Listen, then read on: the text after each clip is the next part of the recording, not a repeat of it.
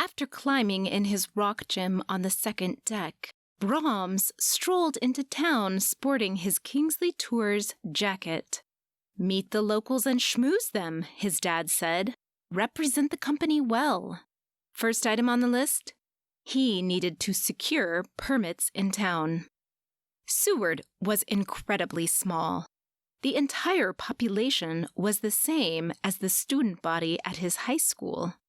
Fashion seemed to hit Alaska later than the lower 48. Or maybe no one cared. Nearly everyone wore jeans and camo, or rain jackets and flannel. Feeling entirely overdressed, he fiddled with his cufflinks and collar. He breathed in.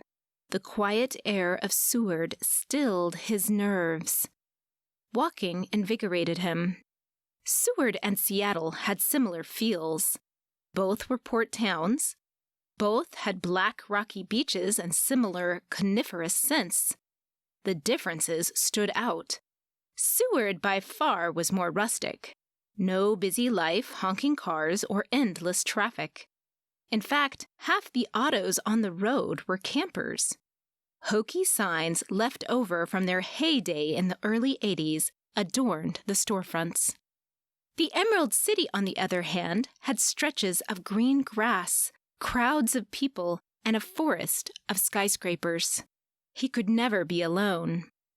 Mountains jetted from the glacier-blue water. Brahms sensed the scarce population here. The hills behind those perpetually snowy mountains contained nothing but wilderness and wildlife. The emptiness of the wilderness humbled him. Whenever he was at sea without a person or a city in sight, he felt the same way, a small speck in a vast nothingness. He passed a family on the sidewalk. All of them licked ice cream cones. Great. He couldn't go anywhere in this town without a reminder of Bailey. A fisherman with a waterproof jacket ate from a cup. Her cup of purple and gold with Bailey's ice cream written around the center. This time he made eye contact.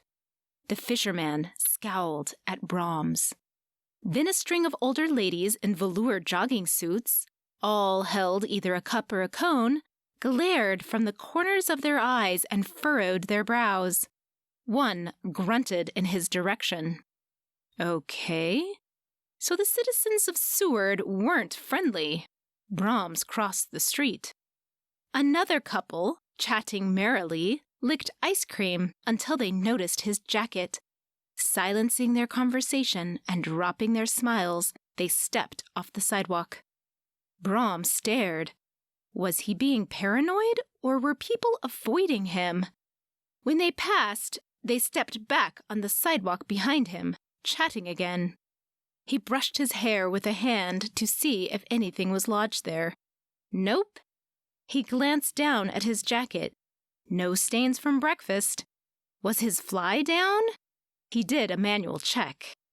Lifting his arms, he did a quick sniff. No unpleasant odors. Then he examined his shoes. No dog mess. What was wrong? They were all eating ice cream, too.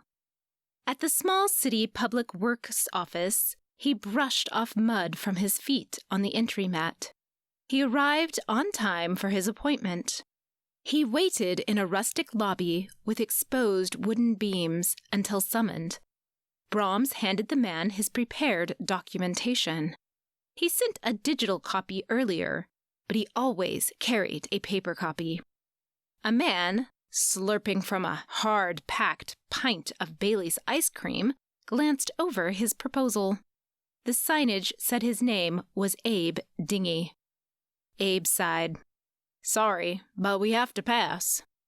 He didn't even read it. Rejected? Really, Abe? Was anything missing? Can I amend and resubmit our proposal? Abe shook his head. Mayor Hatfield says not to approve any new construction. Robert Kingsley wouldn't have taken no for an answer. The image of his father's disappointed gaze flashed in his mind. He gulped. What could Brahms do? Then I'll convince him in the next town meeting.